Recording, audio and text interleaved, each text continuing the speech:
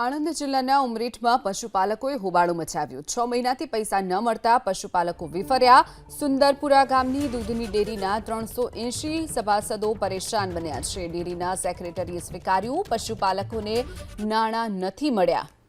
તો પશુપાલકોને નાણાં ન મળતા વિફર્યા હતા અને તેમણે પોતાનો વિરોધ નોંધાવ્યો છે। છેલ્લા 6 મહિનાથી પૈસા ન મળતા પશુપાલકોએ હોબાળો મચાવ્યો હતો।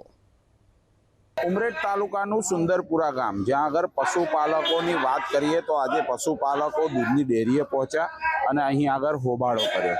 મહત્વની બાબત છે કે તેમનો આક્ષેપ છે કે ટાઈમસર જે પશુપાલકોને જે પૈસા મળવા જોઈએ દૂધ ભરેલા તે પૈસા મળતા નથી, માટે તે લોકોએ આજે હોબાળો કર્યો છે। સાથે સાથે જે ચેરમેન છે તે ચેરમેન ઉપર ગંભીર આક્ષેપો લગાવ્યા છે। મહત્વની બીજી બાબત છે કે અત્યારે જે રીતના અત્યારે આ જે હોબાળો થઈ રહ્યો છે તે પશુપાલકોને ક્યાંક ને ક્યાંક અહીં આગળ જે પૈસા નહીં મળવાના કારણે સાથે સાથે જે દાણ છે તે દાણ પણ તેમને બાકીમાં મળતું નથી, માટે જ આ જે હોબાળો છે તે થઈ રહ્યો છે। કહી શકાય કે જે રીતના પશુપાલકોને પોતાનો જે રૂપિયા છે તે સમયસર મળવા જોઈએ પરંતુ અત્યાર સુધી મળ્યા નથી, માટે તે લોકોએ આજે હોબાળો કર્યો છે।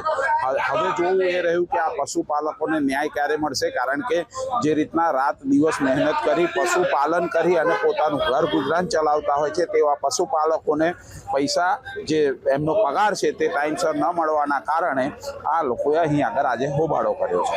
જલ્પેશ પટેલ, ABPS, સુંદરપુરા। टाइमे कोई दिवस पेमेंट थतुं नथी। 20 दिवसनुं भेगुं थाय तो 8 दिवसनुं नाखे छे, 30 दिवसनुं भेगुं थाय तो 15 दिवसनुं नाखे छे। ए रीते लोकोने कोई दिवस दाण बाकी आपता नथी, भरडो बाकी आपता नथी। हरेक ग्राहकने 400 ग्राहक छे तो बधा ज ग्राहक એટલા અંટવાયેલા છે તેની કોઈ હદ નથી। પૈસા નહીં મળતા, 32 ટંકો થઈ ગયો છે, એમાં 8 ટંકોના પૈસા હતા, 22 ટંકોના પૈસા બાકી પડે છે। સેક્રેટરી ચેરમેન કશું બોલતા જ નહીં, કોઈ કહેવા વાળા નહીં, કમિટી ગતિ રહી પરાર થઈ ગઈ, લોન નહીં ઉધાર આપતા, પૈસા નહીં મળતા, તકલીફ ના પડે? કોઈ દુકાનવાળો ઉધાર આપે? કોઈ દુકાનવાળો સાહેબ આપે ઉધારે?